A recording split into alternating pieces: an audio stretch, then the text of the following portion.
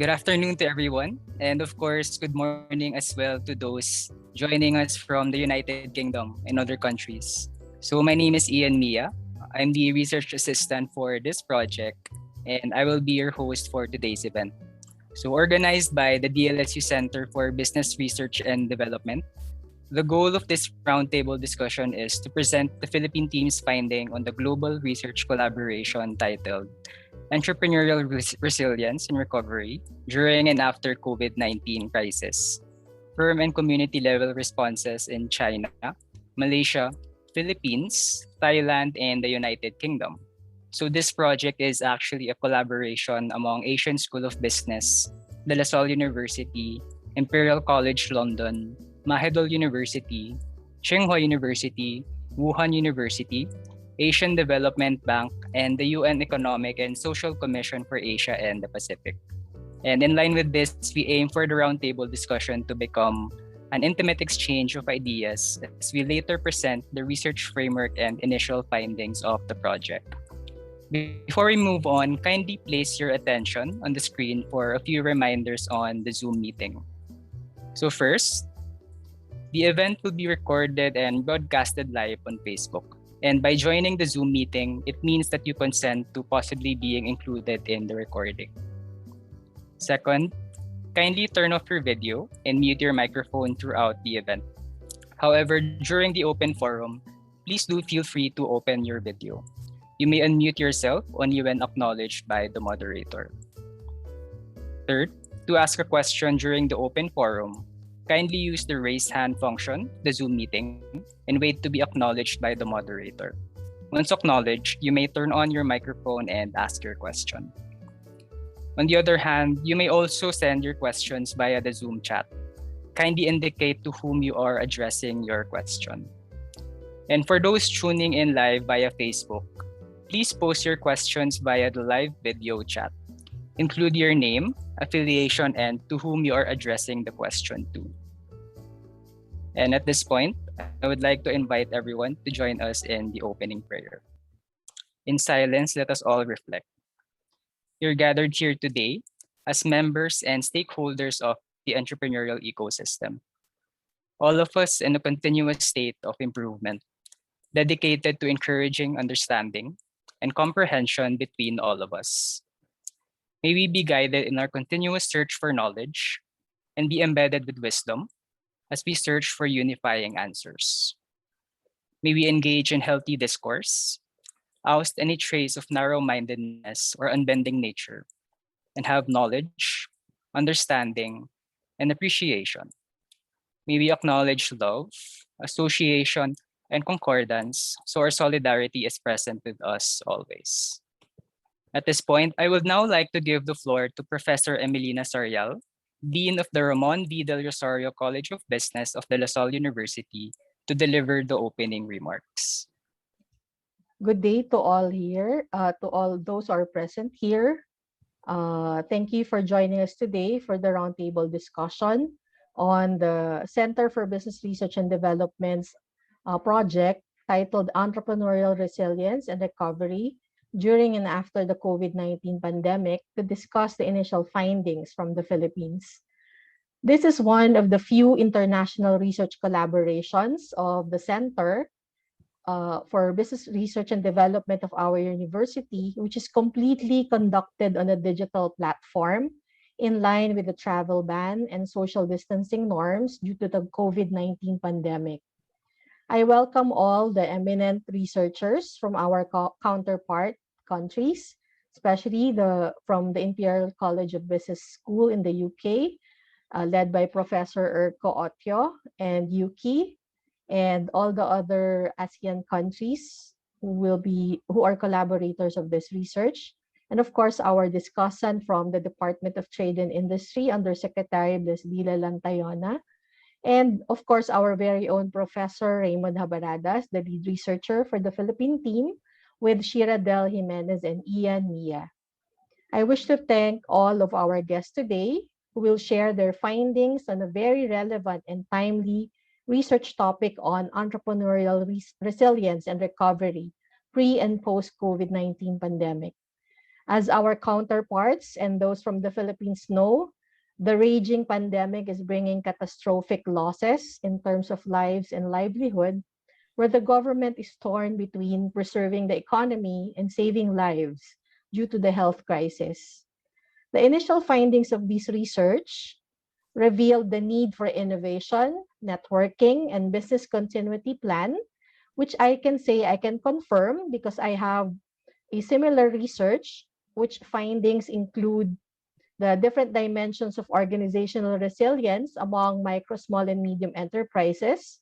So the most common of which in the Philippines are the dimensions of resourcefulness, which is the capacity of the enterprise to determine problems and apply allocated human and material resources in coping with adversity, and robustness, which is the ability of the enterprise to maintain its function despite the existence of adversity. From the initial findings of the research which I read, the need for business continuity plan is also similar with my paper's findings because micro, small, and medium enterprises in the Philippines lack the organizational resilience of rapidity, which is the capacity of the enterprise to attain organizational priorities on a well forecasted schedule. Thus, business and economic schools are expected to be at the forefront of painting a more agile, collaborative, and sustainable economic environment through research collaborations. I hope that the result of this research will provide us the post-pandemic outlook and prescribe strategies or actions to cope with and thrive once the crisis of COVID-19 is over. Thank you very much, and I hope for a very productive discussion of this very important research. Thank you very much, Dr. Emmy, for delivering the opening remarks. At this point, I would also like to acknowledge our research respondents from the Philippines. And without them, the project wouldn't have been possible. So I'd like to acknowledge them namely Basic Movement, Beauty Essence, Eco Store, Everything Green, Hungry Workhorse, Nama Microgreens, Snug Home Decor Trading, the Murang Gulay Shop, and two Cinderellas. And within this call, actually, we're joined by Esme Palaganas from Basic Movement. We're also joined by Eldrin Lee from Nama Microgreens. So thank you for joining us today. We're glad that you were able to make it. And we would also like to, of course, express our deepest gratitude for your ongoing participation in this global research collaboration. So let us now begin with the key aspects of our program today. I would like to introduce the project's principal investigator, Professor Urko Osho from Imperial College Business School. So Professor Urko is a chair professor in technology transfer and entrepreneurship and fellow of the British Academy. He has extensive experience in entrepreneurship and related policy research in emerging economies, and has acted as principal investigator for two related projects in Brazil and Thailand. He co-founded the Global Entrepreneurship Monitor, or GEM project, and co-authored the annual Global Entrepreneurship and Development Index. His research has been cited over 39,000 times in Google Scholar. Professor Urko will be introducing us to the research framework of this global research collaboration. Okay, thank you for the introduction, and thank you very much for inviting me to provide input into this workshop and address this distinguished audience. So I'm very honored to be here. In my brief introduction, I will explain why we are doing this project and what our most important insights are thus far. I will elaborate our research framework and share some insights before Professor Raymond from De La Salle highlights research findings from Philippines. So why are we doing this? In short, our mission is to find out how exactly entrepreneurs contribute to the economic resilience during a COVID-19 style global economic crisis. This crisis is different from ordinary economic shocks because of its long duration and also because of the social distancing requirement, which really requires businesses to rethink many aspects of their operations and business models. We are also interested in how governments can harness entrepreneurial resilience to buffer against the economic shock, speed up economic recovery, and as the current policy slogan in the UK state puts it, build back better. To do this, we have formed a consortium of several universities, as already explained, and universities and policy agencies, including my university, the Imperial College Business School, Salle University, Mahidol in Bangkok, Wuhan University, Asian Development Bank, UN Economic and Social Council for Asia Pacific, Malaysia's Global Innovation Center, which is aptly named as MAGIC. We study how entrepreneurs cope with the crisis and how they are finding opportunity in the midst of it. Now, our project is very much a practice-oriented one. We want to develop insight that governments and entrepreneurs can readily put into use. So even though the team is academic, we don't want to just create academic outputs that no one reads. We actually want to create insight that can be put into practice. Through this project, we want to help countries, economies, and governments to build back better, as the saying goes. So here is the motivation for our research. This graph actually captures why this project is important. This graph is complex, but it conveys a simple message. When an economic crisis hits, the burden of generating or protecting employment shifts from large incumbent firms to entrepreneurial businesses. This graph is from a study by a well-known economist, Moscarini and colleagues, and it was published in the authoritative American Economic Review journal. It shows the balance of employment generation between entrepreneurial firms and large businesses during 3 consecutive economic downturn cycles. As you can see in the top right, we have the 1980 to 1986 cycle, where in 1980 the economy was doing well, but it started to slow down. It hits the bottom in 1983, and then it starts to recover and is back in full steam by 1986. Then we have 2 other cycles, 1989 to 1995 cycle, and the cycle from 1999 to 2005. In the graph, in the horizontal axis, the point 0 represents the bottom year of the downturn. And the values from -4 to -2 to +2 to +4 simply represent consecutive years. So if you look at the blue line in the graph, so it begins around 1980, which is year -3, and then the economy starts to slow down. The bottom is the year 0, and then then the economy starts to recover again. And similarly for the other cycles, the bottom year is always indicated as 0. So for the 1989 to 1995 cycle, it's 1992. And then for the third cycle, it's around 2001, 2002. Now the lines in the graph illustrate the balance between large firms and entrepreneurial firms in employment generation. Anything below the horizontal line in the middle of the graph means that entrepreneurs lead in employment generation and protection, and large firms are cutting jobs. Anything above the line, the horizontal line, means that large firms are leading in employment generation. That said, we can now see that during the depths of the crisis, during the year 0, it is the entrepreneurial firms who carry the burden of protecting employment. And they are also the ones to lead the economy away from the depths of the economic downturn. Only when economic recovery is firmly established do large firms start hiring employees again. So in short, when times are bad, it is the entrepreneurs that provide resilience against an economic shock. And when the times are good, large firms start employing people and effectively outcompeting entrepreneurial firms with their better working conditions. To put it another way, the large firms show robustness and resilience when the sun shines, and entrepreneurial firms provide resilience during the bad times. So summarizing, at the macro level, we know that entrepreneurs help provide buffer against economic shocks.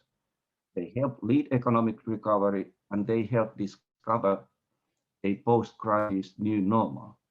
And this third aspect is very important for a COVID-19 style crisis. However, what do we not know? We do not know how exactly they do this. This is an important gap, since without knowing the detailed mechanisms how entrepreneurs build economic entrepreneurial resilience, it is difficult to develop targeted policies to leverage this strength for economic recovery.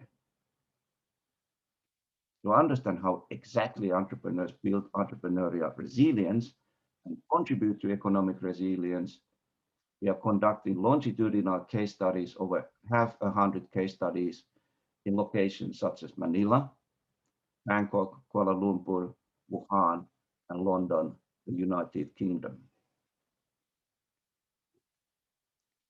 So here is our research frameworks that guides our empirical explorations. For background, and this is just to highlight the gap in our received knowledge. For background, there's a lot of research. There's been an ocean of research focusing on what is referred to and what was actually referred to by the dean as organizational resilience, general organizational resilience. This form of resilience, general organizational resilience, has been painted as a static ability. It's an ability to withstand and endure the onslaught of the crisis. So this kind of static resilience is a little bit like you have a rock on the beach, and then you have a huge wave, and then the rock withstands the wave, the onslaught of the wave, and it continues as a rock. They survive, the organization survives the crisis and then continues as before. Also, entrepreneurial resilience has been studied before, but not in the way we are doing here. Entrepreneurial resilience in previous research has usually focused on the resilience of the entrepreneur after his or her business has failed. So entrepreneurial resilience has been portrayed as the ability of the entrepreneur to pick herself or himself up from the floor after the business has been failed and try again. What has been missing, and this is an important gap, is a dynamic, as opposed to static, a dynamic opportunity-seeking portrayal of entrepreneurial resilience in the face of an external shock, such as the COVID-19 crisis. Now, these gaps are particularly important given the unique features and duration of the COVID-19 crisis. Not only is the crisis lasting for a long time, it imposes social distancing requirements, and therefore it forces businesses to rethink sometimes their entire business models, as some activities are no longer viable due to social distancing, and they may continue to be unviable for a long time. We don't know yet, but it may well be that COVID-19 virus is going to be with us for a long time. To understand how entrepreneurs contribute to economic resilience and adaptation to new conditions and to the discovery of new normal, post-crisis new normal, therefore, we must have a more dynamic and opportunity-oriented portrayal of entrepreneurial resilience. And this is what our framework has been designed to do. We need a framework that helps us understand how entrepreneurs can convert the crisis into a source of opportunity, and also how entrepreneurs can use the crisis as, if you like, kind of baptism by fire that makes you stronger and that prompts you to develop a business model that is more robust and scalable than what the business had before the crisis. And this is what we are interested in. So we are interested in how entrepreneurs can use the crisis as an incentive to rethink their business models such that the models address opportunities opened up by the crisis and build business models that are more robust and scalable and thus able to Build Back Better. Remember that in any crisis, there's always an opportunity, and the bigger the crisis, the bigger the opportunity. COVID-19 crisis does not only suppress economic demand and market demand, it redirects it. And this is where it creates opportunities. The demand is still there, but it just changes the form. And this is where entrepreneurs come in. Large firms, they are important, but they can also rely on their resources to ride out the crisis. Entrepreneurs can't do that because they usually don't have ample reserves of reserve resources. So they have to think on their feet, and they have to continue doing business, and they have to rapidly discover the business model that is adapted to the new condition. Now, our model is quite complex, but in essence, it seeks to capture drivers of entrepreneurial, dynamic, and opportunity-seeking resilience at 3 levels of analysis and at 3 points in time.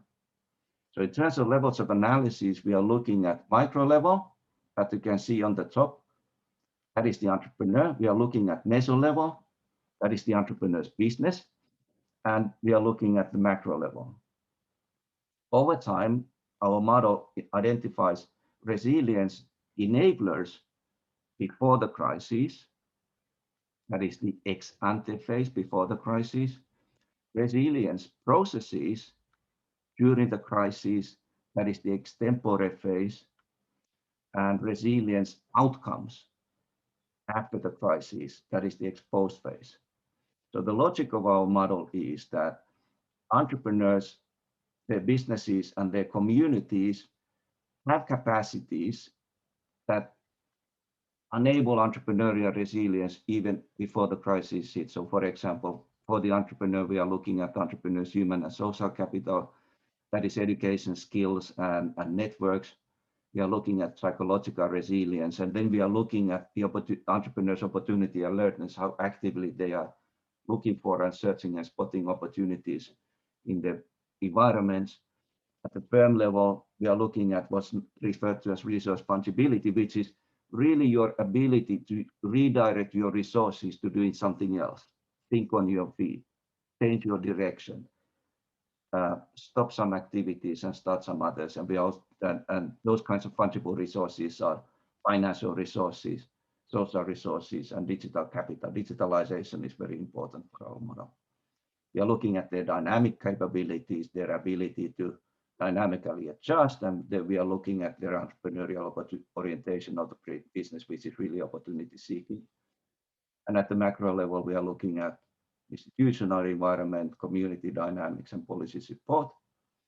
And then our model lists processes during the process and adjustment processes during the process, and then outcomes. And this is what we are going to be tracking later.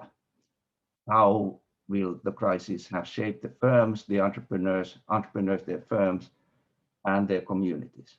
Thank you very much, Professor Urko, for introducing us to the research framework of the project. So if you have any questions for the professor, you may send them in the Zoom chat, and we will be getting back to them later during the open forum. As for those who are tuning in live via Facebook, you can also send your questions via the live video chat, and we'll refer to them later. At this point, I would now like to introduce our research presenters. Professor Raymond Habaradas is the co-investigator of the project, who is leading the Philippine team. He's previously worked on several research projects funded by the International Development Research Center, United States Agency for International Development, World Bank ASEM, and the International Labor Office. His research outputs are in the areas of corporate social initiatives, social entrepreneurship, sustainable tourism, innovation of firms, upgrading in global value chains, and SME development. On the other hand, Sheryl Jimenez is a research assistant of this project, together with the Philippine team. She's currently an assistant professor at the Ramon V. Del Rosario College of Business of the Salle University. She teaches management of organizations and human behavior in organizations. She is currently finishing her Doctor of Business Administration degree at the same university. Her research interests include MSMEs, social enterprises, cooperative organizations, organizational resilience, and crisis management. Without further ado, I would like to call on Professor Raymond and Shiradel to deliver the research presentation. Thank you very much, Ian, for the introduction, and thank you, Erko, for presenting the framework, and I will refer to some parts of that in my own presentation. We all know how micro, small, and medium enterprises play an important role in the Philippine economy, basically because they provide jobs and because they come up with new products and services that address a variety of our social needs. According to the Philippine Statistics Authority, there are about 1 million business establishments in the Philippines in 2019. And about 99.5% of these establishments belong to the MSME sector. And out of these, 89% or 890,000 establishments are micro enterprises, 10% or almost 100,000 are small businesses, and 0.5% are medium enterprises. In terms of industry sector, 46.2% of MSMEs belong to wholesale and retail trade, repair of motor vehicles and motorcycles, 14.4% belong to accommodation and food service activities, and 11.5% belong to the manufacturing sector.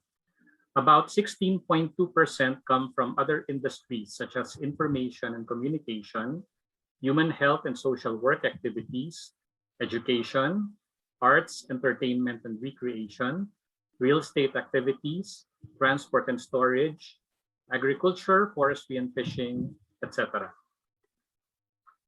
When the pandemic started, the operations of these MSMEs were seriously disrupted. Let's take a look at some statistics taken from the ADB MSME survey, which was conducted in March and April last year. So please focus your attention on the left graph, where you will see that at least 7 out of 10 MSMEs temporarily closed during the early stage of the lockdown. And there were other conditions that MSMEs had to face, namely a drop in domestic demand, a drop in foreign demand, the delay in delivery of products and services, which hit the medium enterprises very hard, disruption of production and supply chain, which is due to the mobility restrictions imposed by government, and cancellation of contracts. It is interesting to note, however, that about 14.5% of micro enterprises and 13% of small businesses actually thought that their operations were better during the pandemic as compared to before the outbreak of COVID-19.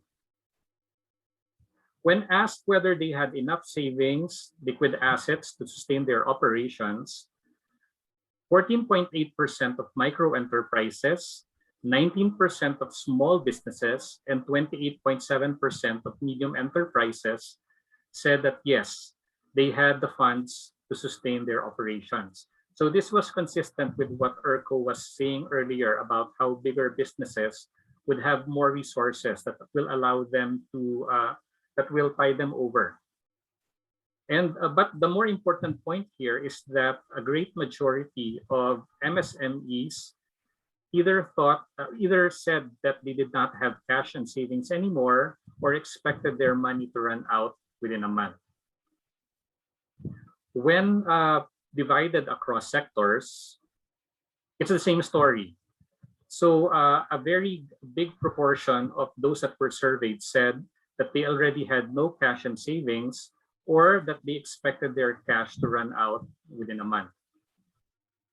When asked whether they can borrow 50,000 pesos, maybe to augment their working capital, 71% of the respondents said no, while 29% said yes. And among those who said yes, 47.4% said that it was more difficult to borrow money during that time. Among the different concerns and obstacles faced by MSMEs, are listed in this slide, namely the decline in domestic demand continuing over time, the decline in foreign demand continuous over time, the disruption of production, supply chain and business networks, the requirements of tax payments, a lack of working capital to maintain or restart the business, and the repayment of loans. In spite of these different obstacles and challenges, we see that there are some small and medium enterprises who were able to rise above the crisis, including some of those that we interviewed for this study. And therefore, we wanted to know, what is it that these entrepreneurs did? What adjustments did they do? Did they make certain changes in their business models in response to the pandemic? And ERCO talked about how research teams were formed across 5 cities, namely Manila, KL, Bangkok, Wuhan, and London. The next slide will show you the timetable of the global project on entrepreneurial resilience. So basically, during the last quarter of 2020, the team of Professor ERCO did a systematic literature review of entrepreneurial resilience and used that as a basis for the framework that he explained earlier. In the Philippines, we did our initial round of interviews around November and December. And then during the first quarter of 2021, we looked at our initial data and came up with several themes that we used as the basis for our first interim report, the highlights of which we are presenting this afternoon. Aside from this virtual workshop that we are holding in Manila, we will have other virtual workshops in other participating countries because we want to solicit inputs from policymakers and entrepreneurs so that we can enrich and validate our findings. By the second quarter of the current year, we will do our second set of interviews and we will take a look at our data a little bit more closely. And maybe by this time, we will be able to answer the 2 knowledge gaps that ERCO talked about earlier. And again, we will have another round of virtual workshops and outreach events to get inputs from policymakers and entrepreneurs. And then by the end of the third quarter, end of September, we would have come up with a final report that elaborates on tangible firm, community, and policy relevant insights. Now, given the rich qualitative data that we have collected by that time, we also intend to write teaching cases that can be used for entrepreneurship teaching and training. So these are the companies that we interviewed in the Philippines. There are, I think, about 60 or more companies that we interviewed across the 5 research sites. And the insights that will be presented later are actually based on the cases across the different sites, not only among the 9 businesses within the Philippines.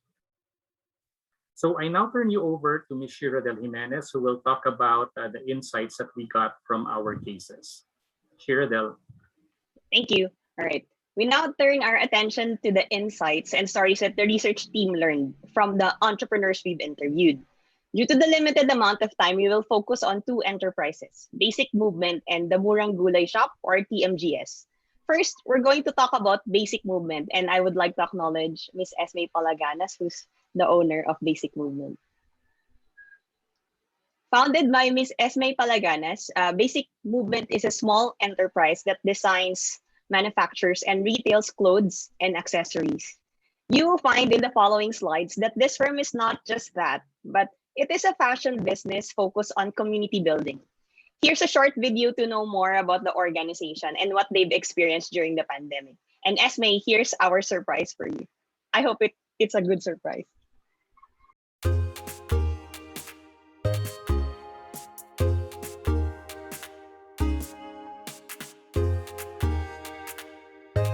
So basically, Basic Movement before the pandemic was actually a ready-to-wear brand. So we are actually hosting pop-up events, showroom selling events together with other brands, aside from our own ready-to-wear brand. So we are built around community. So the whole point of Basic Movement is we connect with like-minded designers and artists.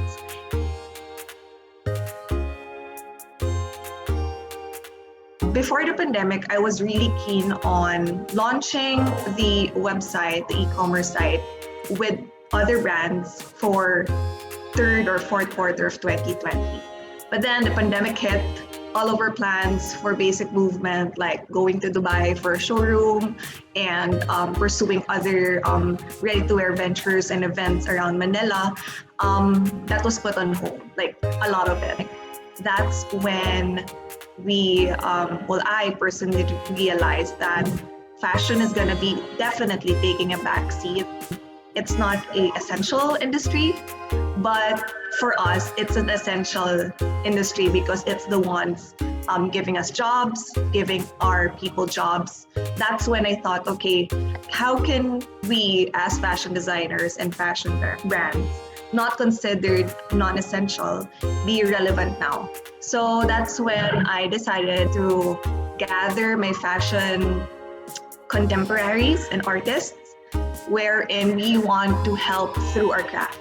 That's when we launched the mask project, wherein the designers will have their own take on a face mask for, covering for COVID, and have that as a platform for us to help people, and at the same time still bring in money or bring in labor for people, for the business. It was very surprising that we were able to reach more than 10 countries beyond the Philippines.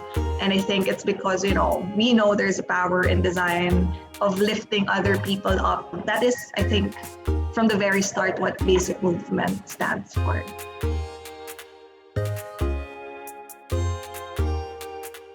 I think communication is key with your employees and your audience. Because before, we were really active in terms of Instagram. It's just something that we post. But now, it's very important for us to have that direct line of communication with our consumers and to sustain that. They are the ones who's keeping us alive. That's one of the things that I learned. You have to have sustain that relationship with your audience, and being aware of what your team needs so they can function well for the business. So at the end of the day, it's the staff that runs your business. They are the people that have to take care of as well.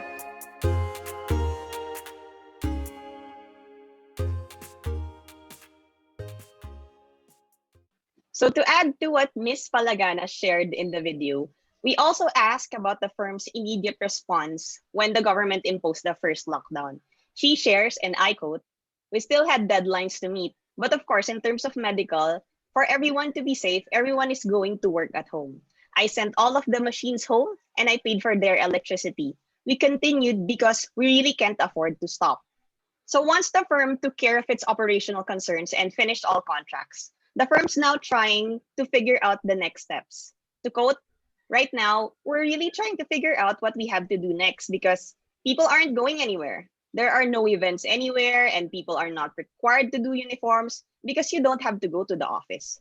Such was the challenge that Ms. Palaganas was facing when we interviewed her last December.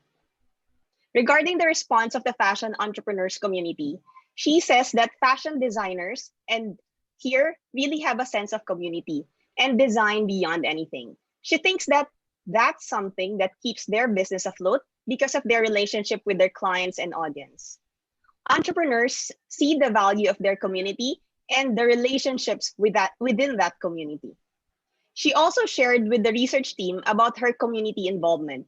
I quote, "I'm part of the Fashion Design Council of the Philippines. I became a board member of the Philippine Fashion Coalition, the business or organization of fashion at a national level. We are also the voice of the fashion industry within the Congress. Notice how there is a reciprocal dynamic here. The community supports the firms, and the firms also support their community.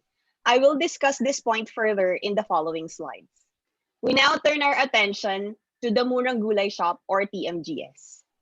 Founded by Mr. Reden Rojas, TMGS is a digital business selling cheap vegetables to urban Filipinos. Its advocacy is twofold. to help farmers in the provinces by buying their produce at fair market prices, and then selling these in the metro at affordable prices that are usually cheaper than the markets. To know more about TMGS, we have prepared this short video.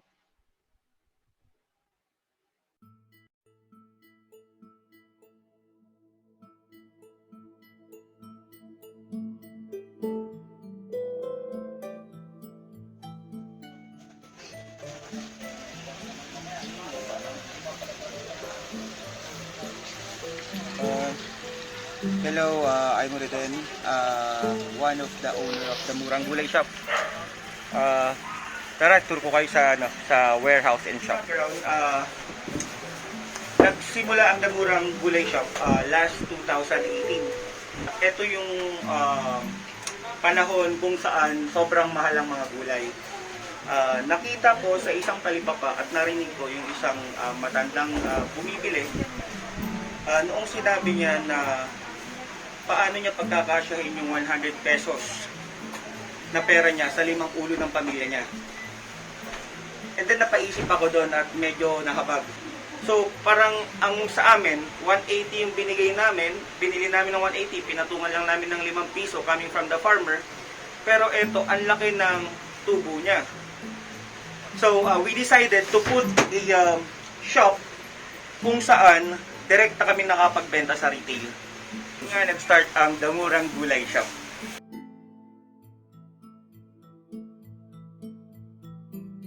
Pagpasok ng pandemic, overwhelming yung numbers. Umabot kami umabot sa 300 to 600% ang tinaas. So overwhelming, which is hindi namin talaga kinaya. Yung transportation ng resources, alam naman natin at that time sobrang hirap. Nagkaroon kasi ng panic buying at that time. So ayun yung mga struggles na encounter namin within the 3 months of pandemic nung nag-start yung pandemic.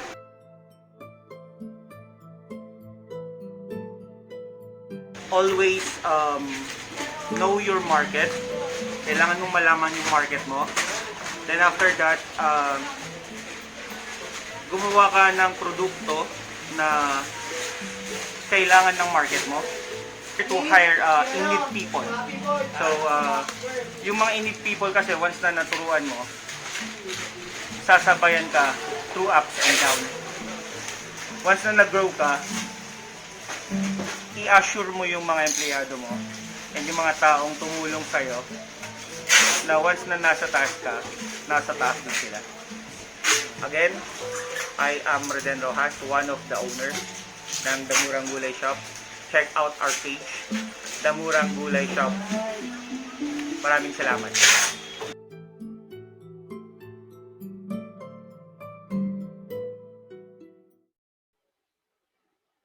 To further elaborate on TMGS's experience when the pandemic hit, Mr. Rojas mentioned, and I quote, "We panicked because we feared for others. Advocacy was still the priority. On the first day of the lockdown, we realized the logistics would be difficult. We were worried about how we're going to help the community. On the first day, we hired many in-house riders. We made the RFID, logistics, etc.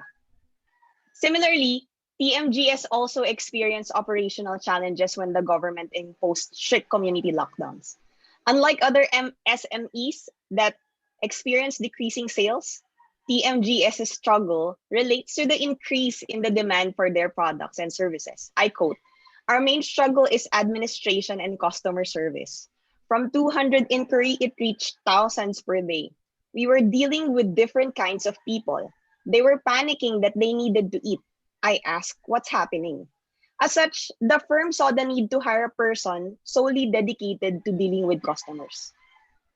Even as the increased demand kept Mr. Rojas busy, the pandemic somewhat allowed him to implement a previously thought idea. He shared that he started franchising relationships with a couple of partners. However, he had to be very selective with whom to partner. I quote, "People need sustainable and correct pricing. Our goal is that wherever you go in Metro Manila, you will see TMGS. We want the prices to be the same. We want it to be uniform. There are, however, certain people who come to us with the aim of only making a profit. I didn't want to work with them because I don't want TMGS to become profit-driven. The boom in demand for TMGS products and services did not stop Mr. Rojas from being active in his community. He is involved in volunteer organizations that provide relief and community service. He's also part of the barangay communities.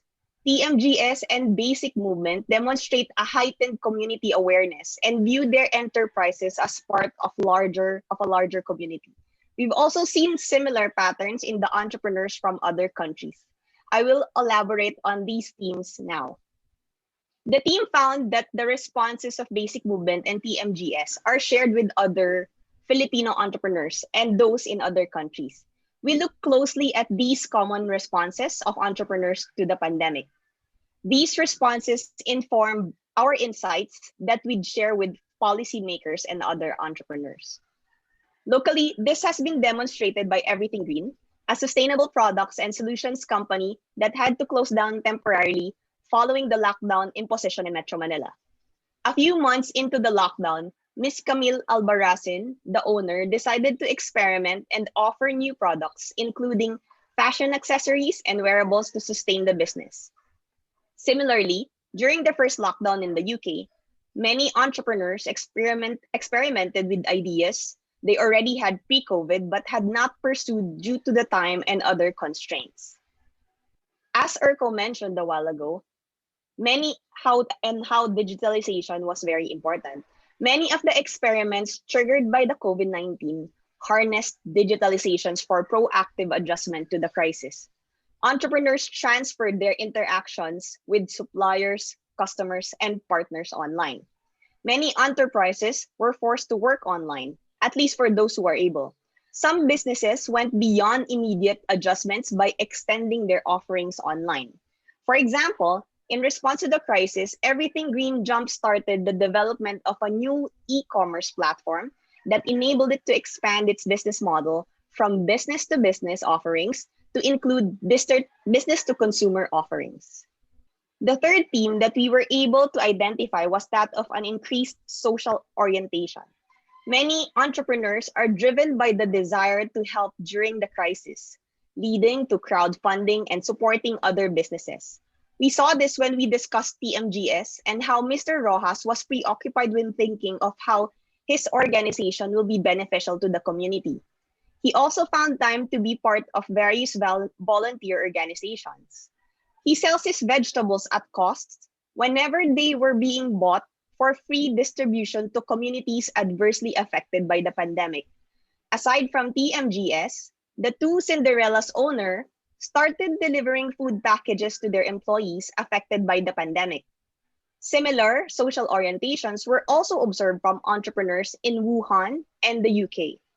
The fourth theme identified was that of community responses. The team observed that a typical reaction to the crisis by the entrepreneurs is to become more closely engaged with their regional entrepreneurial communities and accessing support from customers, networks, and inner circles was common. The entrepreneurs' communities provided support in various forms such as emotional support, information sharing, platforms for idea testing, and collective sense-making. Such responses were critical in pursuing new opportunities or finding solutions to COVID-19 related challenges. In China, industry associations help pull entrepreneurs together to think of ways to respond creatively to the crisis. In Thailand, we observe how expat entrepreneurs drew on their networks to create a cushion against the crisis and pioneer effective responses. Locally, we saw how entrepreneurs from a non-essential industry rallied together to make their industry more relevant. Such was seen in the Basic Movement video shown a while ago. Lastly, the team saw how many of the entrepreneurs actively sought ways to convert the COVID-19 threat into an opportunity, a response reflected in the other discussed themes. They were able to recognize opportunities during the crisis.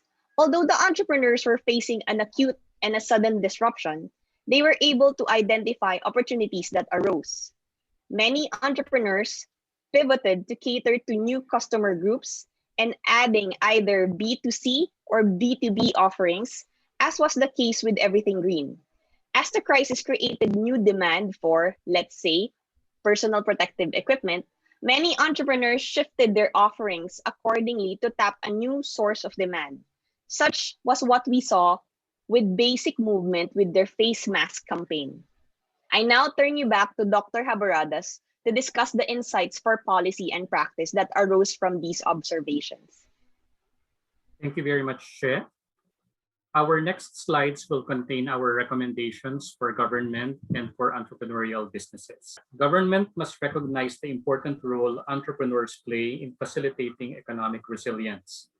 Professor Urquhart told us about how entrepreneurial businesses buffer against economic downturn, that they discover effective ways to adapt to crises, and that they bounce back stronger once the crisis subsides.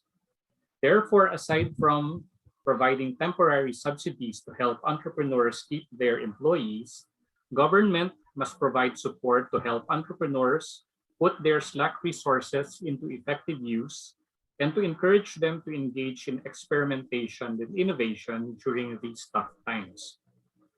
Number two, government must connect entrepreneurs to policy discussions on how to build back better.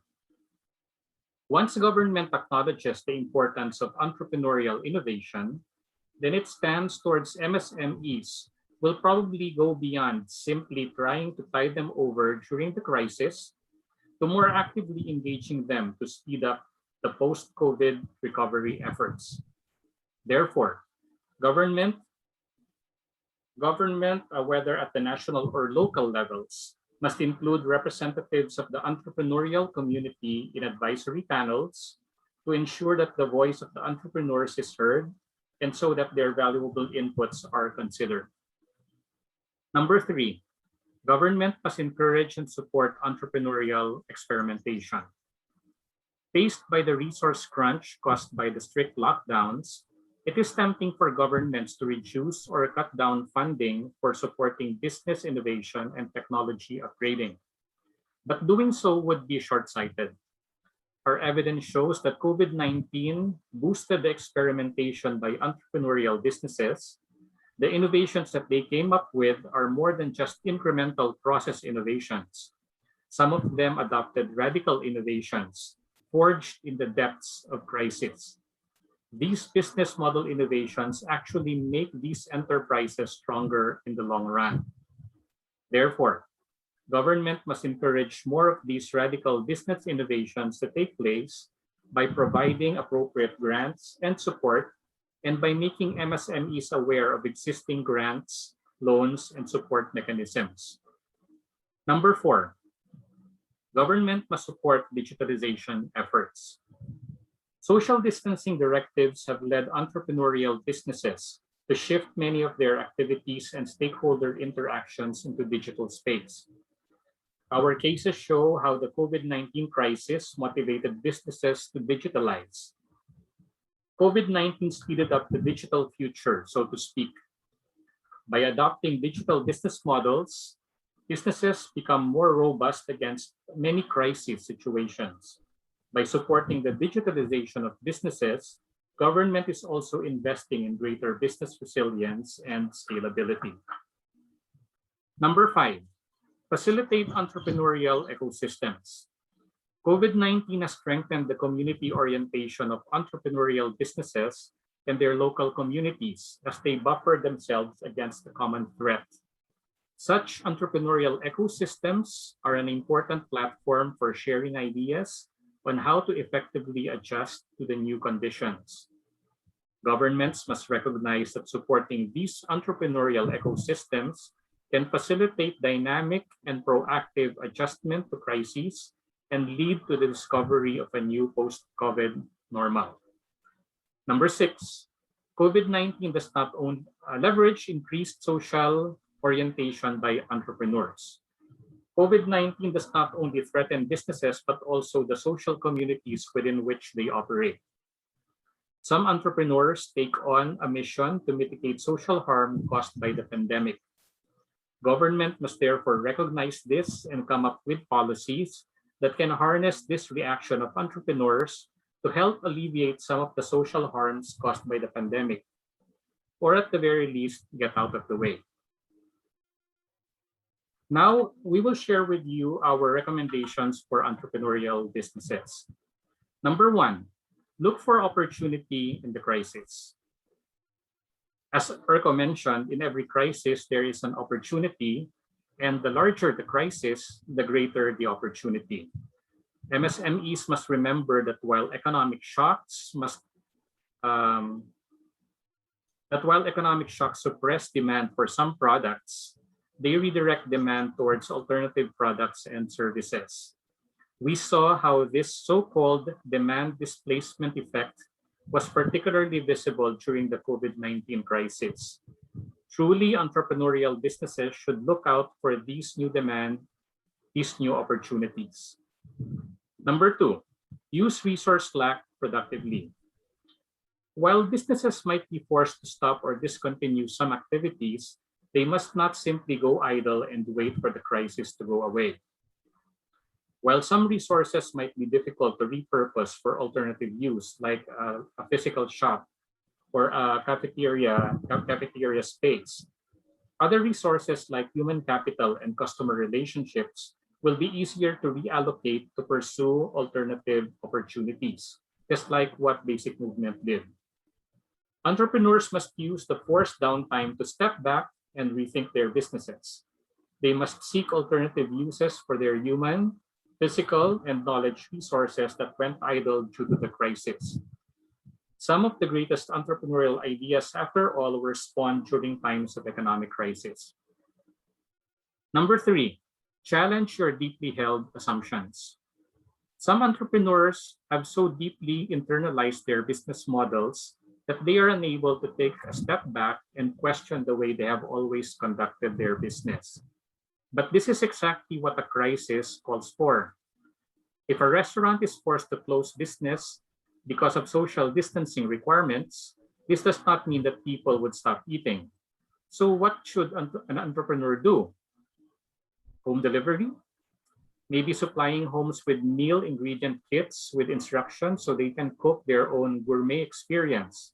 Or maybe they can provide online cooking lessons. So there are a lot of possibilities. In short, take a fresh look at the business you are in. Number four, leverage things digital. Because of the pandemic, it has become clearer how digital technologies are immensely flexible and ideal for social distancing. Whether we like it or not, the future is going to be digital. So entrepreneurs must take the COVID-19 crisis as an opportunity to leap into the future by digitalizing their business models. So how do they do this? Maybe by redesigning their websites or social media pages so that they can reach out to a bigger market. Maybe by moving their customer interactions on a digital platform, and maybe using data analytics for decision making. Number five, connect with your community. Our findings show how entrepreneurs and their communities have pulled together in the face of a common external threat. During the pandemic, other companies that were previously considered as competitors have suddenly become partners. Entrepreneurs realize that if they want to survive, they have to help each other out. We've seen how entrepreneurs share their ideas and experiences with each other by being part of an entrepreneurial community. Entrepreneurs collectively figure out ways to survive the crisis and turn these into opportunities. Our advice to entrepreneurs: if you find yourself in trouble, ask your network for suggestions on how to fix the problem. You might just be surprised by the advice and support that you will receive. Finally, avoid a race to the bottom. The worst mistake entrepreneurs can do is to continue treating their competitors as adversaries. Doing so will disrupt the community dynamic. As we Filipinos very well know, the best solution when faced with external adversity is to work together as a community. This is the Bayanihan spirit in action. Our cases bring to mind the notion of anti-fragility. According to Nassim Nicholas Taleb, anti-fragility is beyond resilience or robustness. The resilient resists shocks and stays the same, while the anti-fragile gets better. Thank you very much. I turn you back to Ian. Thank you very much, Professor Raymond and Sheradel, for delivering the research presentation. So if you have any questions, you may send them in the Zoom chat and we will be getting back to them later during the open forum. As for those who are tuning in live via Facebook, you may also post your questions in the live video chat and we will also get back to them later during the open forum. At this point, I would now like to introduce our discussant for this session. Prior to her appointment as Undersecretary of the Department of Trade and Industry, Undersecretary Blasila A. Lantayona was the Assistant Secretary of DTI Regional Operations Group in charge of Kapatid Mentor Me, Shared Service Facilities, Industry Cluster Enhancement Project, Great Women Project 2, among others. She holds an MBA degree in International Business from the European School of Management in Paris, France. Her career in civil service started in NEDA Region 11, then moved to DTI in various technical positions at first, then as Provincial Director of DTI Davao del Sur, as Assistant Regional Director of DTI Region 11, and was later appointed as Regional Director of DTI Region 3, Central Luzon. In September 2019, she was appointed as the Supervising Undersecretary of the DTI Regional Operations Group in charge of the 16 regional offices, 81 provincial offices, and the Bureau of Small Micro Enterprise Development. Everyone, please welcome Undersecretary Blasila A. Lantayona from the Regional Operations Group of the Philippine Department of Trade and Industry. Thank you very much, Ian. I was warned that my internet connection is unstable, so to save on bandwidth, will you please allow me to turn off my video? Thank you very much. Thank you very much, really, to be invited to be part of this discussion on the initial findings of this global research study, which aims to understand the entrepreneurial resilience and recovery during the COVID-19 pandemic and how they can adjust to the post-pandemic or the new normal. This study admittedly really has comprehensively and chronologically captured the notable development from the onset of the pandemic in 2020, its effects on our economy, and how the entrepreneurs are coping to sustain their businesses. The year 2020 has been particularly challenging for our MSMEs. The community quarantine measures imposed since March 16 of 2020 in response to COVID-19 pandemic have forced many businesses to either temporarily cease operations or operate at limited capacity.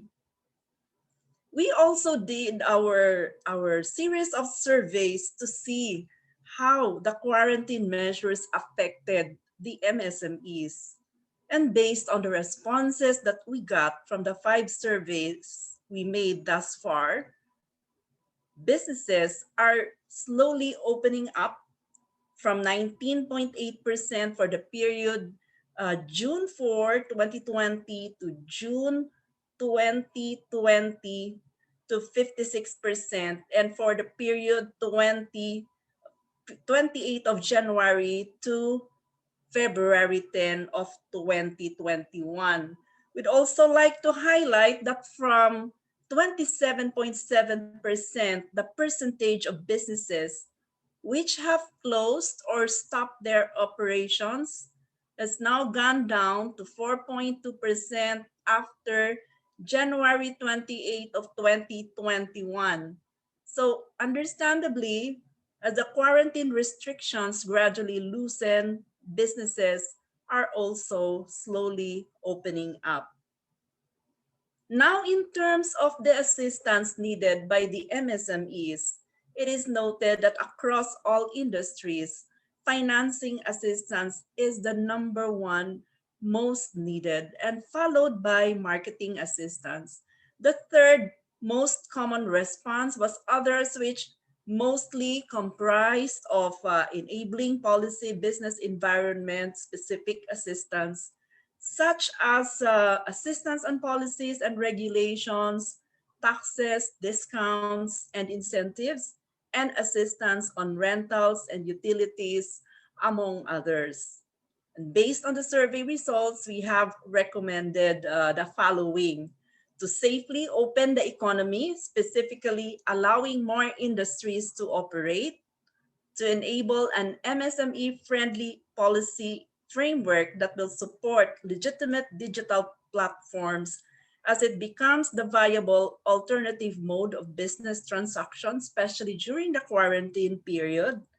We also recommended to pursue a more aggressive campaign on promoting the available financing programs of the government, to augment programs to assist in marketing and encourage more MSMEs to participate in marketing programs, specifically on online trade fairs and related online platforms to help these MSMEs increase their sales, and of course, to formulate programs that will mitigate the impact of income loss. Now, the government's programs and services for MSMEs are encapsulated in the MSME Development Plan 2017 to 2022, which was prepared by the MSME Development Council, the policy making body that oversees interventions of MSME development. The plan has actually identified the needs of our MSMEs through 3 focused areas, namely business environment, business capacity, and business opportunities.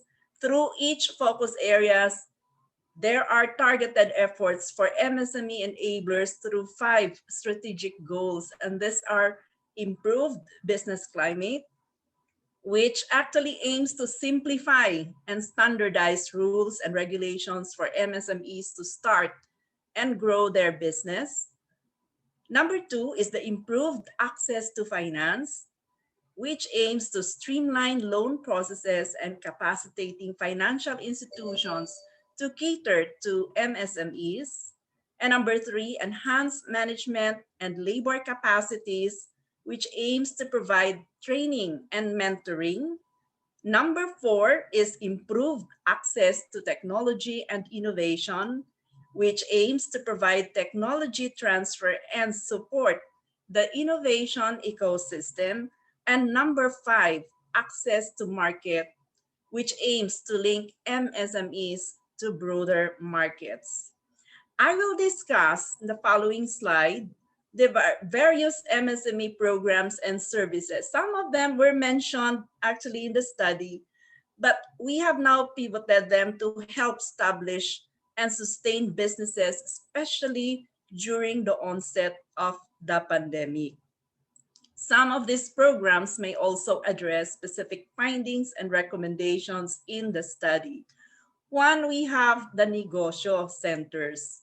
We have already established more than 1,000 negosyo centers in the different cities and municipalities across the country. The negosyo centers promote ease of doing business and facilitate access to services by MSMEs. The services that the negosyo centers provide include business registration assistance, business advisory services, business information and advocacy, as well as access to market. Now, on May 26th this year, we will be formally launching the Negosyo Center online, bringing the services of a Negosyo Center in the digital platform to better reach potential and existing MSMEs. This is envisioned to improve the access of MSMEs to government programs and services with no issues on red tape. Now, we also rolled out the business name registration system next generation. Now, the MSMEs who are sole proprietors may now apply with DTI and pay online for their business name.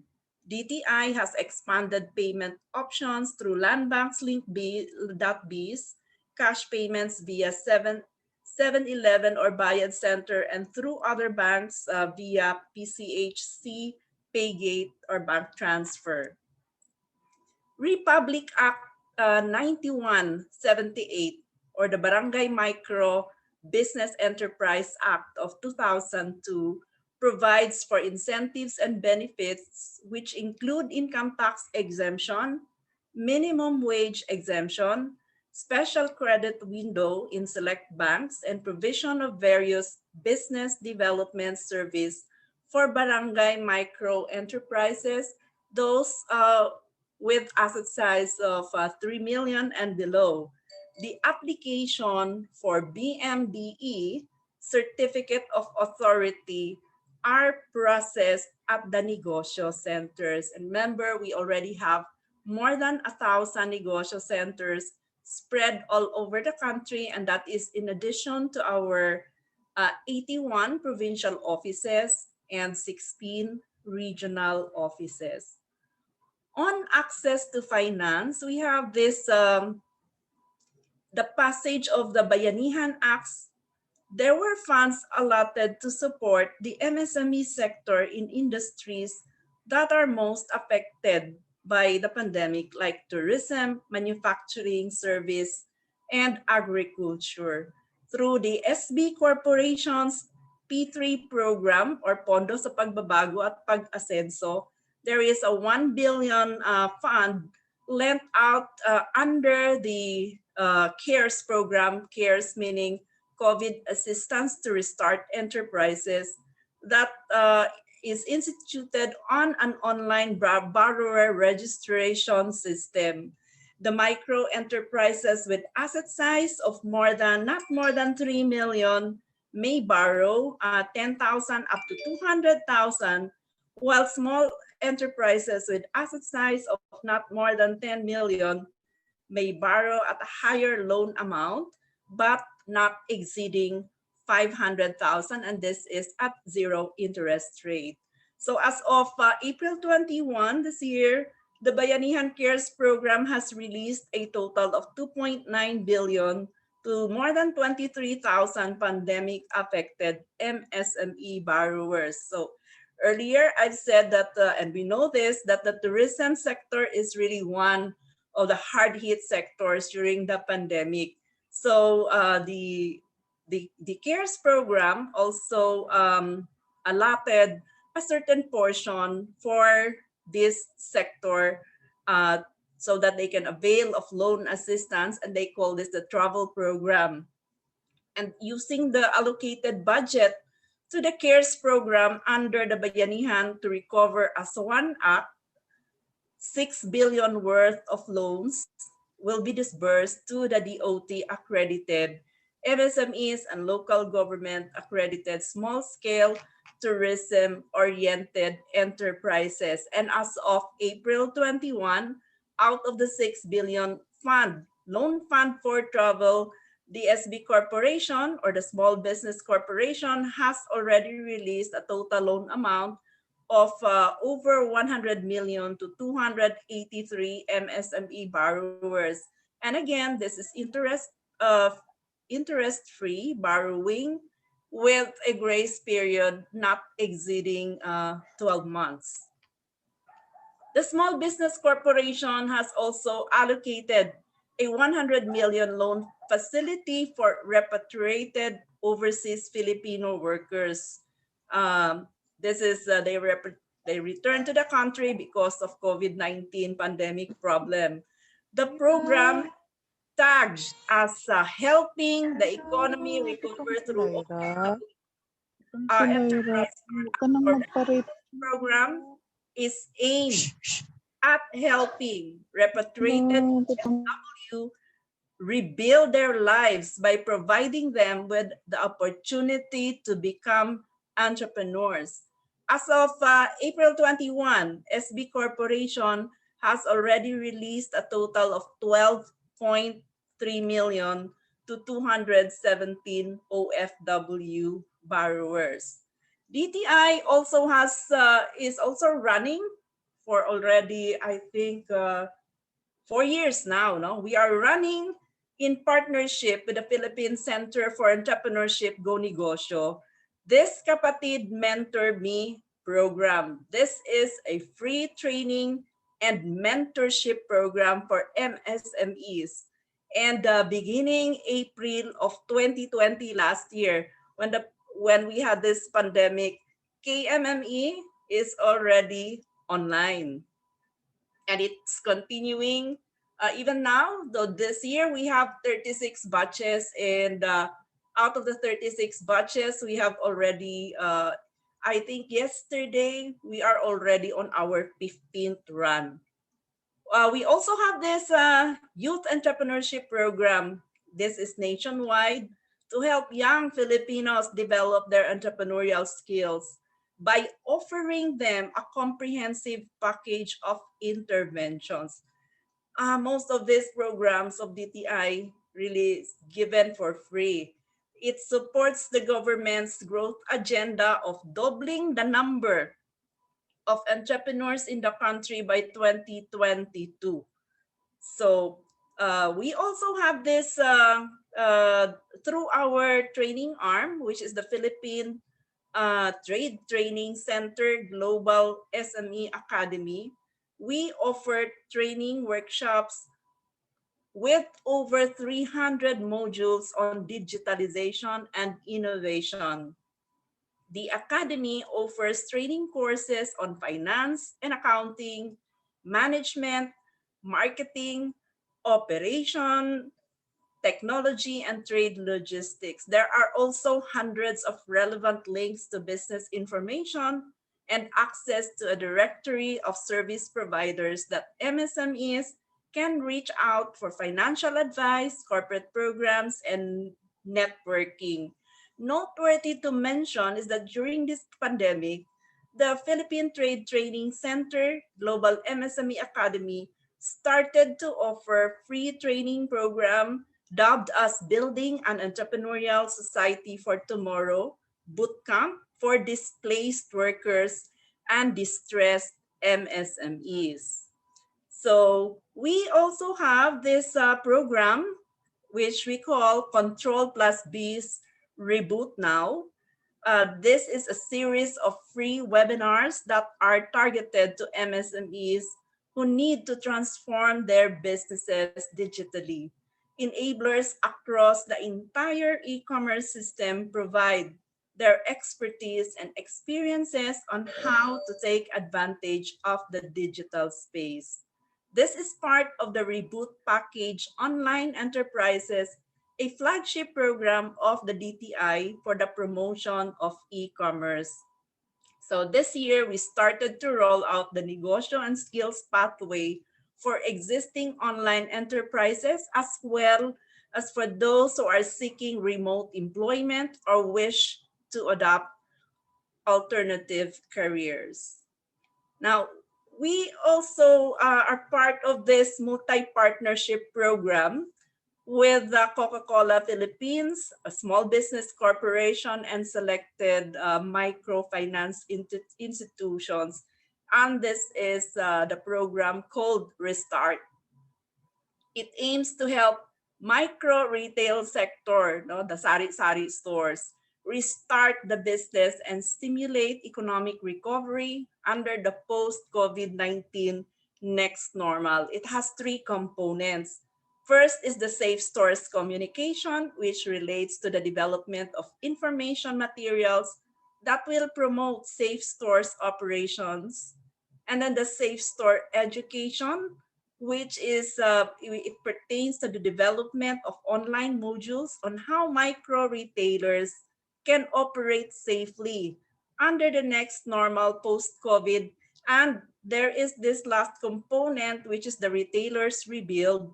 And this provides loan to micro retailers plus information materials on safe store operations. So it's not only the loan, but they are also taught on how to really operate their stores safely. Then we also collaborated with USAID, Lazada, Shopee, and Facebook Philippines on Women Global Development and Prosperity Initiative. We have this integrated training on digital marketing.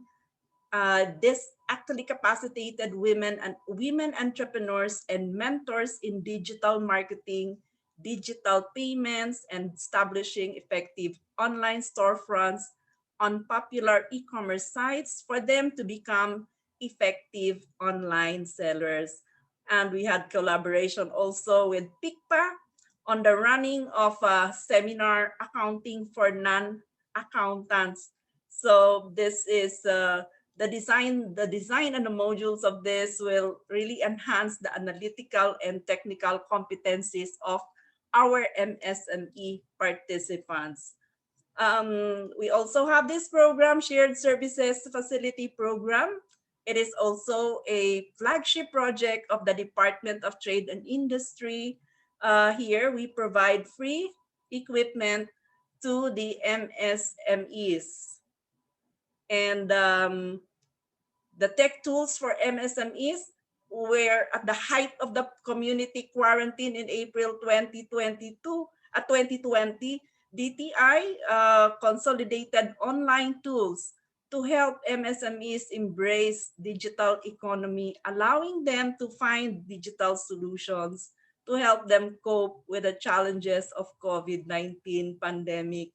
This include various tools and solutions relating to e-commerce, e-payment, digital marketing, logistics, work from home, collaboration, productivity, and webinars offered by different development partners. So this program, the Negosyo Serbisyo sa Barangay, was I think mentioned in the study. This is our reach out to the barangay communities where we actually provide a package of livelihood kits and business advisory assistance and services amounting to, it's not so big, but it's at least there is something for our MSMEs, tie them up, no? 3,000 to 8,000 to MSMEs, the worth of the livelihood kit. But these MSMEs are those affected by natural and human-induced calamities, including health disasters. And of course, I think you heard about the One Town, One Product program.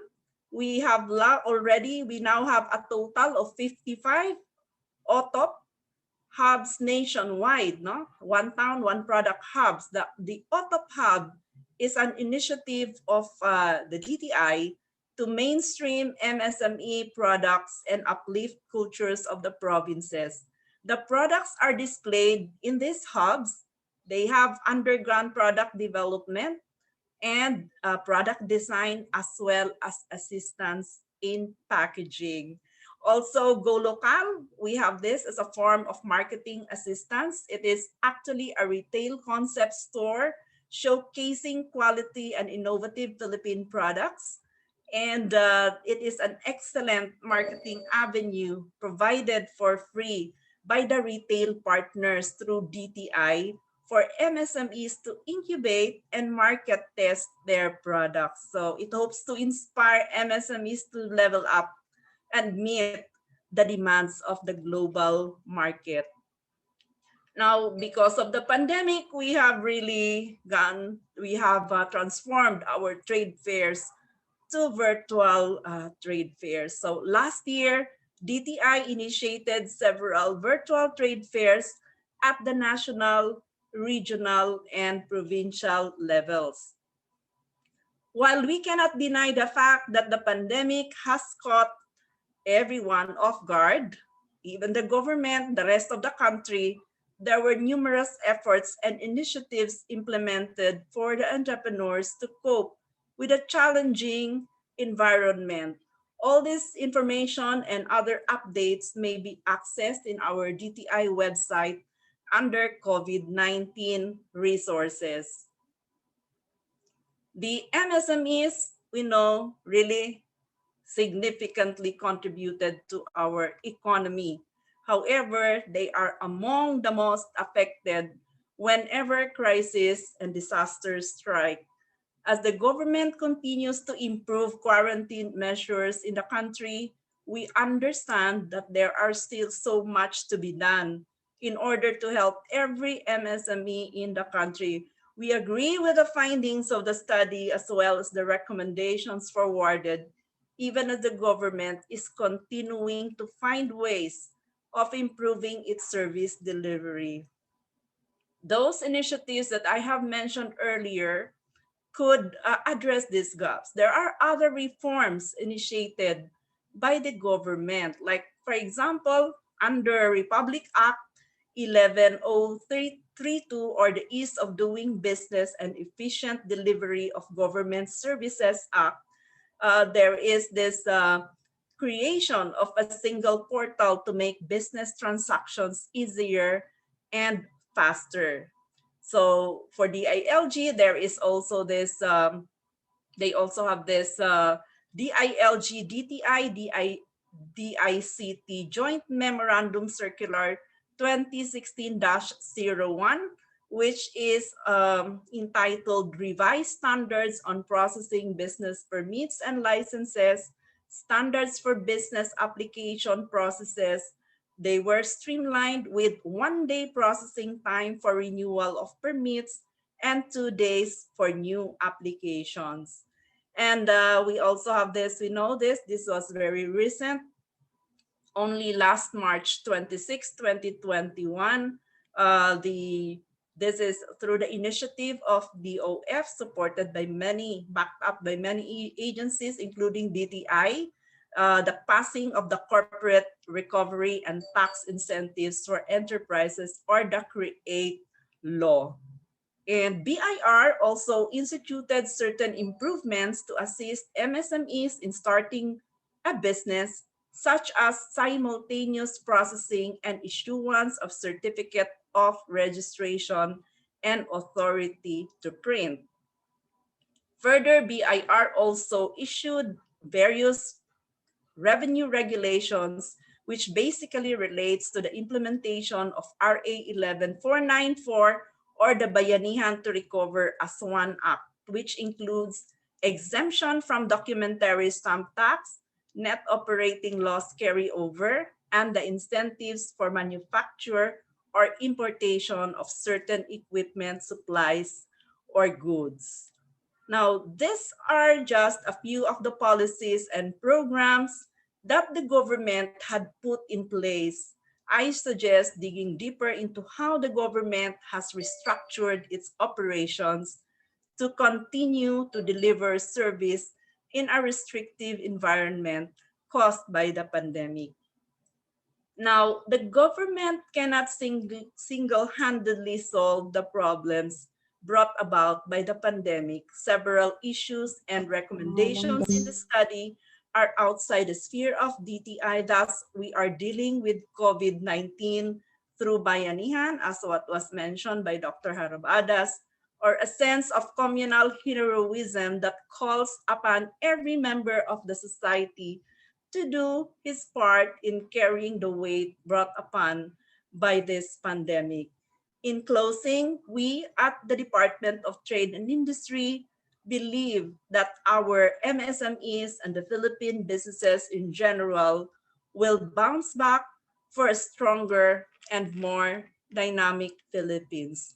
Thank you very much.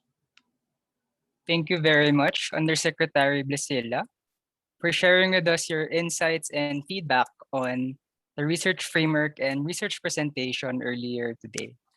At this point, we are now beginning the open forum. I would like to call on my colleague Shiradel, who will be moderating the open forum. For this open forum, we will have until 6:05 p.m. Philippine time. Thank you. Shiradel, you may now take the floor for the open forum. We thank the Undersecretary for her exhaustive discussion of the governmental efforts targeted to help our MSMEs. We also thank her for her very informative discussion. I know everyone in the government have a lot of work ahead of you guys, and we do pray for good health for everyone in the government. To make this roundtable more dynamic, of course, we'd like to ask a few questions, and I would lead them. However, for those people who are in our Facebook Live and also in our Zoom call right now, if you would like to ask a question, please use the raise hand function of the Zoom meeting and wait to be acknowledged. Once you are acknowledged, you may turn on your microphone to ask your question. You may direct your question towards any of the presenters. Alternatively, you may also place your questions in the Zoom chat. Kindly indicate the person you want to address the question to. For those tuning in live via the Facebook live stream, please post your questions in the live video chat. Kindly include your name, affiliation, and the person to whom you are addressing your questions to. Now, before I turn my attention to those questions now and posted in Zoom and also in the Facebook Live, I would like to ask Professor Urkel to react to the programs mentioned by the Undersecretary. Urkel, would you like to give comments? Yes, thank you.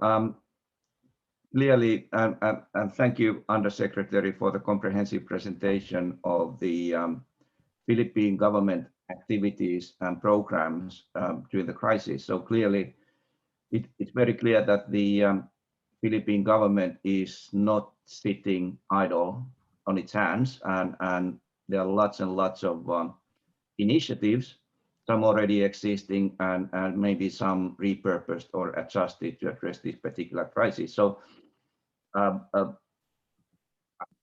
don't really have any advice, or I cannot presume to have any advice so quickly. I would just like to note that I'm very impressed by the broad range of activities, and it's very important to keep marketing those and spread the information, because there's plenty of assistance and support already available. So that is perhaps the key here, making sure that entrepreneurs know what is available. Quite often it happens that entrepreneurs don't necessarily know that there's support available. Thank you for that, Urkel. All right. Now, I would like to ask this question for the Undersecretary. I'm quite curious about whether the uptake of digital promotion services of DTI has gone up because of the pandemic. Would you, Undersecretary, have data about that? Whether we have an increased amount of entrepreneurs dealing with DTI right now? Yes, if our business name registration, if we look at the business name registration that we had beginning the pandemic, I really thought that business registration activity all across the region would, go down. But we were surprised initially because when we asked our regional offices, how is your business name registration? They said doubled, sometimes quadrupled. So we were really quite surprised about this. And when we looked up the data, when we looked at our analytics, many of these registrants are actually doing online marketing. So if that were an indication, then we would say that really people shifted, from face-to-face selling, brick and mortar. Many of them actually just pivoted to online marketing, and we are happy. They have registered. They're getting, their business name. So it's really quadrupled.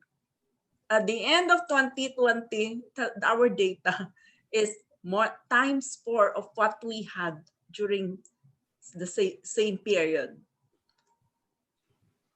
Thank you for that, Undersecretary. Perhaps this also links to what Urkel mentioned a while ago, that the bigger the crisis, the bigger the opportunity. This might be able to explain that a little bit. Another curious point that I would like to pursue, Undersecretary, and I hope you don't mind, is that you mentioned something about the Philippine Trade Training Center providing networking opportunities. Given our research insights that we've shared with you a while ago, May we know to what extent these networking activities are encouraged? Because we mentioned that community building is quite important to the resilience of our entrepreneurs. Okay, I hope I got your question right. Our Philippine Trade Training Center is actually the training arm of the Department of Trade and Industry. Its moniker is the Global MSME Academy. So I do not know how to relate that to your question. All right. It Okay, gives a sorry. training for our MSMEs, and right now they are really heavy on providing training to our virtually already to our MSMEs all across the country. Whereas before they do this physically, now they do this virtually, and they are reaching out to all regions and provinces in the Philippines. Perhaps given that insight that community building is very important, we found out in our study. May I know, let's see, how does that play into MSME activities and programs? Do you think there is a leeway for programs of the government to exactly encourage entrepreneurs to network with each other, and how how government can play a role in that encouraging of community of entrepreneurs? Yes. For example, let me relate what is happening in one of our program, which is Kapatid Mentor Me, which we are doing together with the Philippine Center for Entrepreneurship. It is like, we tell the mentees that you have a big brother with whom you can go to ask questions, and ask for advice and everything. That is a network that they are relying. They increase or they expand their network because they have mentors that they can ask. They can ask for advice. They can ask, for anything under the sun about entrepreneurial journey and other topics on entrepreneurship, actual experiences on business. On the other hand, since we have developed already or come up with community or a network of mentors, meaning their classmates, their classmates, so they exchange, ideas also. Sometimes they trade. Sometimes, they just go on a friendly manner, consult about their businesses and everything. So they have this community already, and the more during the pandemic, they really rely on each other. So you're talking now of a community of mentors relating to the community of mentees. And during that time, we also get them involved with the government agencies that can help them, because in the course of taking the Kapatid Mentor Me program, they are introduced to the government agencies in the locality. So like, for example, they are now in talking terms with the DOST, with the banking institutions, with the Department of Agriculture, with SB Corporation, when in fact before their mindset is they are afraid to even go to the offices of the government. So it's like, I don't know if if that is related to what you have, but this is the community I see in my own experience. And in fact, they come up with their own Viber group, a Facebook group. So they continue to, even after the course, no, even after taking the Kapatid Mentor Me, they are still in contact, and in fact, closer. They become closer to each other and really talk about business and everything else. So I don't know if that if that is related to your question, but that is really the community that I see among MSMEs. And the bigger picture is that we have this network all over the Philippines. So right now we have already about more than 7,000 or 8,000 graduate mentees and 800 mentors. So this is a relationship that is really beneficial to all of the players, in the network. Thank you for that, Yusek Lantoya. Lantoyona, sorry. Yes, that speaks to the community exactly, but perhaps it was triggered through a mentorship program that's spun and evolved through a community of entrepreneurs learning together, and also including more seasoned entrepreneurs and the neophytes, perhaps. Thank you for all the efforts that the DTI is actually giving towards helping our entrepreneurs. Now, Thank you. yes, I would like to turn my attention to the questions posted by our colleagues in our Zoom chat and also in the FB Live. So we have one question from Miss Cherise Ang from Salle University, and she asks, it was mentioned that digitalization was one of the ways how MSMEs responded to the limitations posed by the effects of the pandemic. It's also observable that businesses who were able to adopt towards digitalization or e-commerce during the peak of lockdowns were able to stay afloat, if not further expand their operations and market. However, there are still barriers that hold some local MSMEs to adapt digitalization or e-commerce, and it continues to do so. And she asks, what do you see are these barriers, and who and how can these barriers be addressed? Either Dr. Urko or Dr. Raymond would like to answer that question. I've done some studies on what prevents some small businesses into adopting technology. And some of the things I remember is that some of them feel that they don't need a particular technology for their at a particular stage of their life cycle. So if they're a small business, they have a regular set of clients, they can just sell their products to this small set of clients without having to go digital. So they will only go into adopting technology maybe if they've actually grown, if they've reached a certain a part of their business life cycle, or if circumstances force them to go into it. And I think for some of these micro and small businesses, the pandemic is actually the one that actually triggered the need to go digital. We have a question from Patch Aure, also from the LSU. And it was actually answered by some of our colleagues already in the chat, but so that we can extend the question also to any of the presenters today. So Patch asks, how do we mitigate survivorship bias in doing resilience research? We may be prone to generating our insights from success stories. As a researcher myself interested in the field, I would like to know your thoughts on this.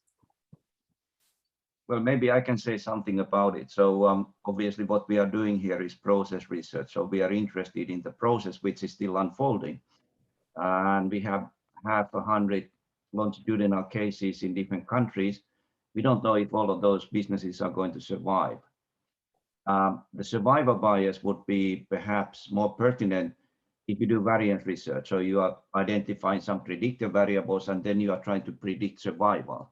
But this is actually not what we are trying to do here. We are trying to understand the dynamics of the process itself. So we have a question from Dr. Yula Villar. So she says, thank you for organizing these great insights. My question to the research team, what avenues for future research do you find important and urgent based on your findings?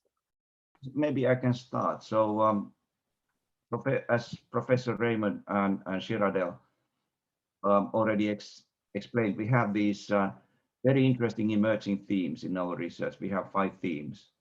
And some of these came as complete surprise to us. For example, the increased social orientation and entrepreneurs reacting to the crisis, and they are really see themselves as part of a wider community.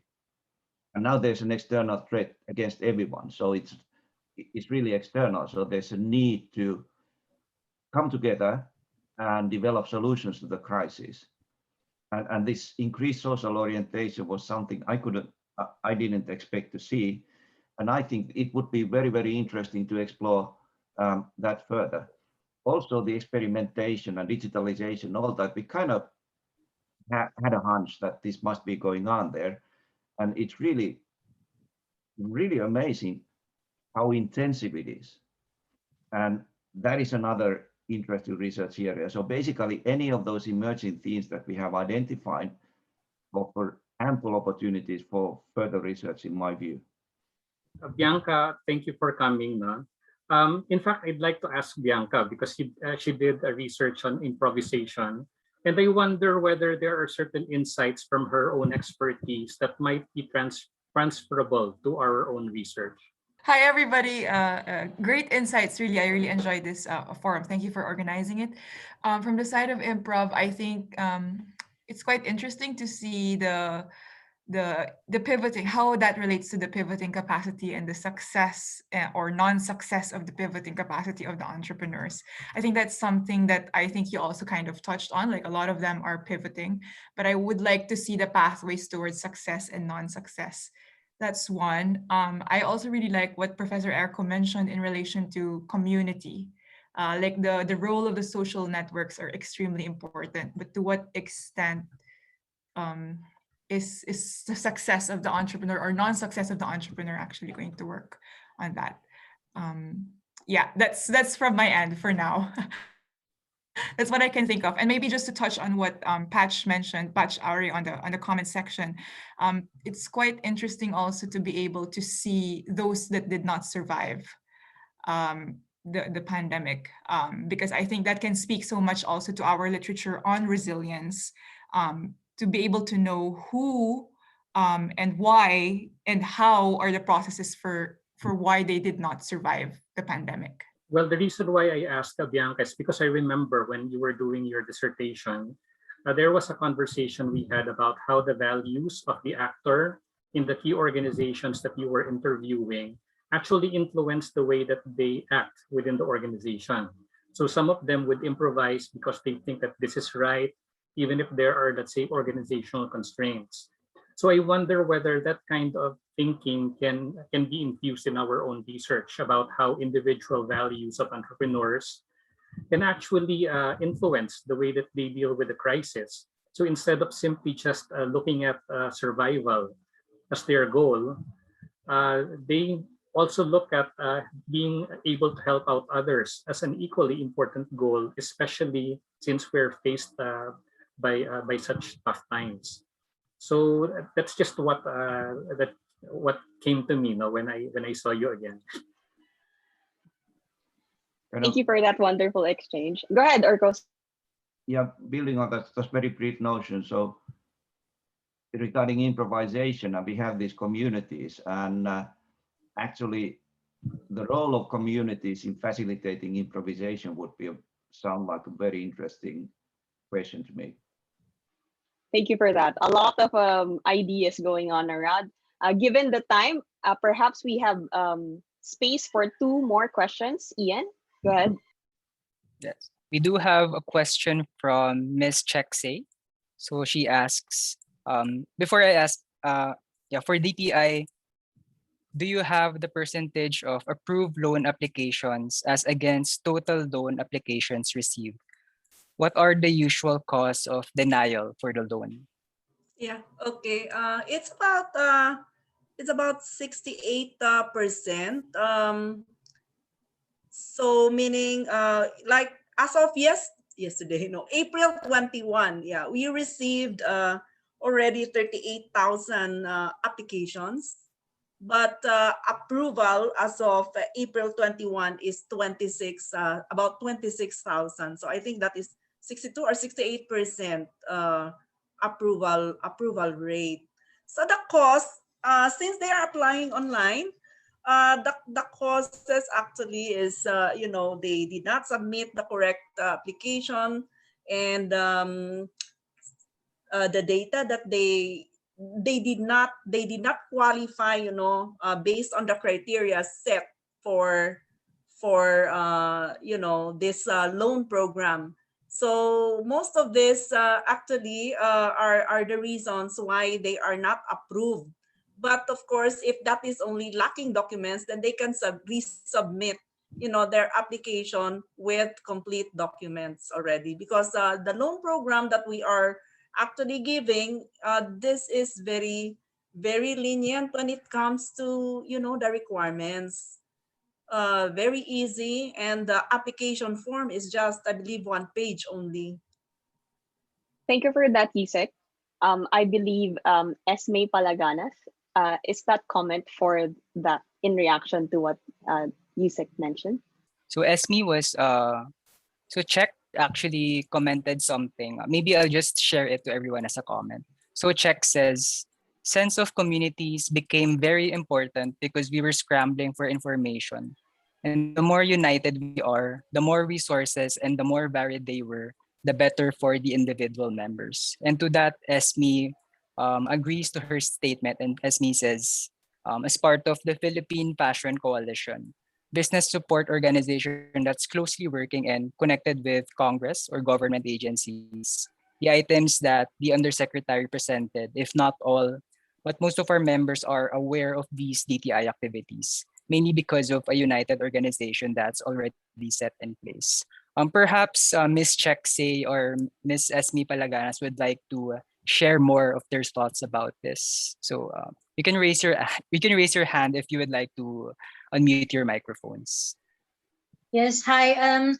I was just commenting on the importance of communities for entrepreneurs during the time of the pandemic because I experienced that firsthand. I'm from the travel business. And even when we have existing organizations during that time, not many of the organizations that we belong to immediately came out with information. And in a pandemic or in a crisis like this, we just thought, okay, we just have to share what we know. So it was, like what Esme was saying, we already knew of these. We knew of these programs not because we were tuning in, but because some of our members are tuning in, so they share it with the group so that everybody gets to be aware of the programs that are around or the difficulties that are around. And I even asked about the loans because because some members from our group were experiencing some denials, and of course they were sharing their experience with the others. So it has to be collaborative all the time, because as we were groping for our own livelihood, we had to have other arms to get those information at hand. So there. Thank you. Thank you for that wonderful insight, Ms. Check. And now we would like to hear from Esme. Go ahead, Ms. Esme. Again, thank you so much for including me in this discussion today. Like what Check mentioned as well, the strength of the organizations and our connection and disseminating that within our members is very essential. So like what I mentioned, the items that USEC did show earlier, we're quite aware of that. We've also worked with the Philippine Trade Training Center before, wherein we had a conference in regards to the government agencies and what they can extend to the fashion industry. And from that discussion, that's when the fashion industry was aware of the SB Corp loans. So just having those kind of organizations and linkages with the government agencies, it's very essential for us to know all of those activities. And with the Great Woman Project 2 that you said that is also part before, I was also a mentor for that one. And during the pandemic, the businesses that I've mentored in that project also reached out in terms of doing social media or doing live on Facebook. So those kind of engagements with the private and public sector is really key in terms of crises like this. Yeah. Thank you for that, Ms. Esme. All right. Given our time, it's been a wonderful exchange of ideas, right? However, I would now turn the hosting back to Ian as my moderating role is done. Thank you very much, guys, for participating in our conversation. All right. So thank you very much, everyone, for all the discussion that we had today. So the insights and learnings that we gained from this roundtable discussion. So the research team will be using them to better inform the project's methodology and framework. But at this point, before we move on to the closing remarks, I'd also like to call on Yuki and Anya from the United Kingdom team to introduce us to the project website. Right. Hi. Thanks, Ian. I will now share my screen to the project website. If you can all see it. And Great.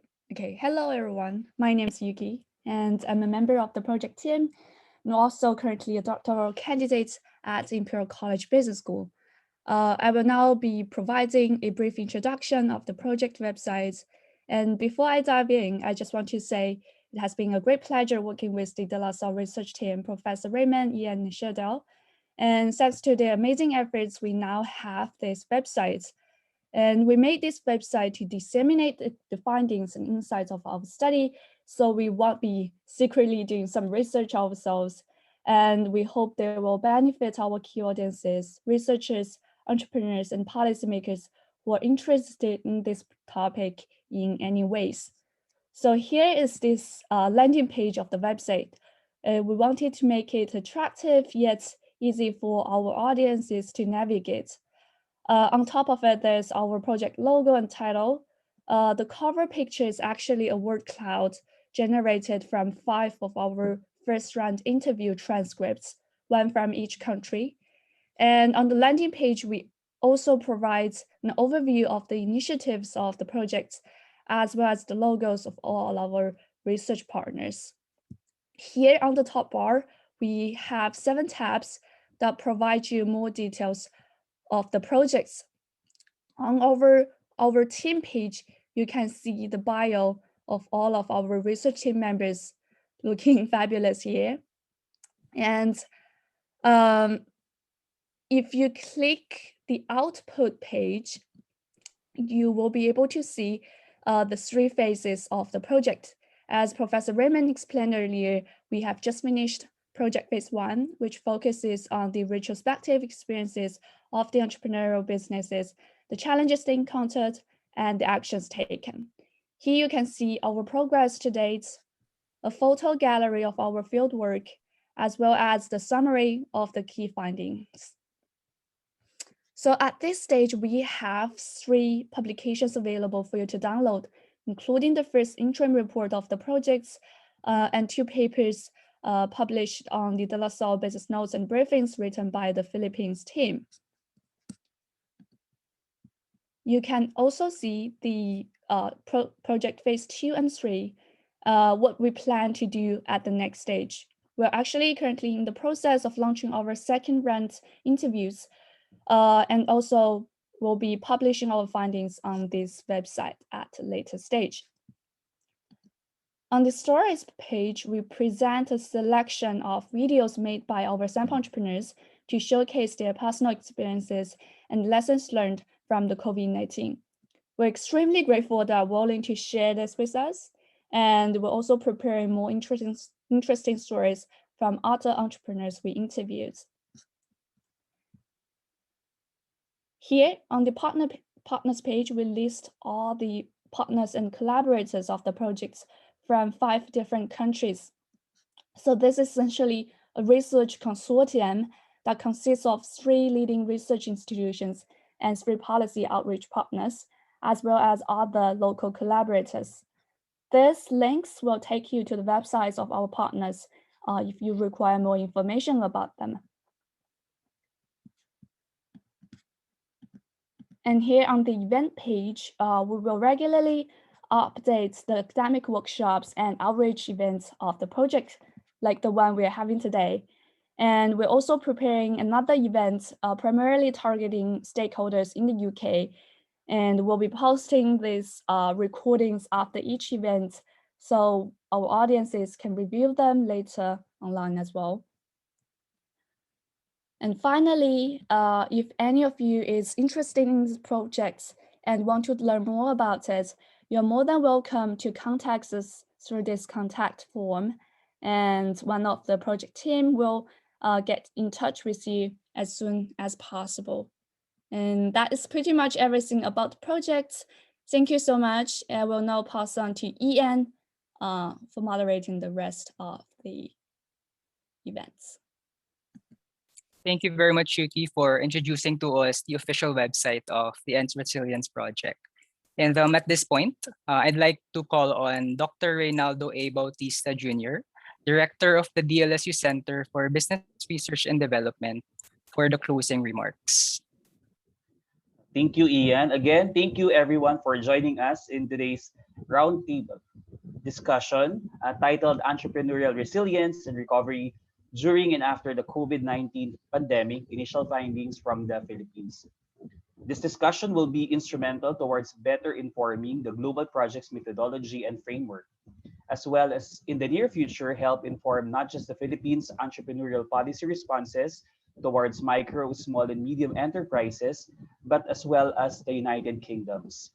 Before we formally end this discussion, I would like to personally thank the organizations that participated with us today, namely Asian Institute of Management, Bote Central Incorporated, Holy Angel University, Imperial College London, Lasallian Social Enterprise for Economic Development, Philippine Disaster Resilience Foundation, Ramon V. Del Rosario College of Business of the De La Salle University, and Social Enterprise Research Network under the Center for Business Research Development, also from De La Salle University.